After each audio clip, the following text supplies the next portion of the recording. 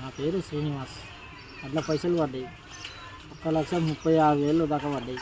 ఆ తర్వాత కొన్ని ఒక ఇద్దరికి కట్టేసిన, ఒక మందులైనా కట్టినా, ఒక ట్రాక్టర్ అయినా కట్టినా. మిగతా అమౌంట్ ఇంత ఉండే 96,000 ఉండే. ఆయన అట్లా పైసలు పడ్డాయి. ఇంకా రేపన్నా ఎల్లుండైనా పోయి లేపుకురావాలా, నాకు కొంచెం తీరలేదని చెప్పేసి పోలేదు.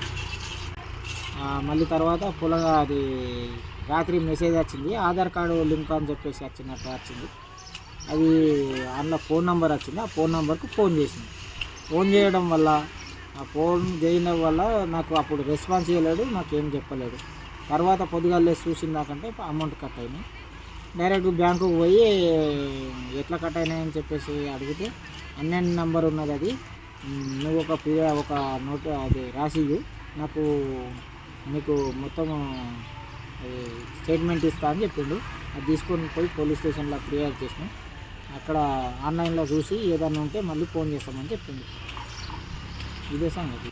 పంట వండడం లేదు సరిగా, ఏదో తోడం పండింది. ఆదానికి ఇవి ఇట్లా అయిపోయా. నా బాధ్యతలు ఎట్లా బాకీలన్నీ బాగా అయిపోయినాయి. ఇప్పుడే ఇల్లు కట్టిన ఇంతగానం బాకీ అయింది. ఏమని కాక ఎక్కడికి ఏం కావాలా, బాకులో ఏమో బాకులు ఉంది. పంటనేమో సరిగా పండిన పంటకు దొంగలు పడ్డట్టు ఏమో గుంతపోయా. ఇంట్లో పెట్టుకుంటే ఇంట్లో దొంగలతో బాగా, బ్యాంకులో పెడితే బ్యాంకులో ఇట్లా కాటాయి. ఎట్లా చేయాలి సార్? ఏదన్నా ఉంటే మళ్ళీ ఫోన్ చేస్తామని చెప్పారు పోలీస్ స్టేషన్ నుంచి. టోటల్ 96,000 కట్ అయినాయి.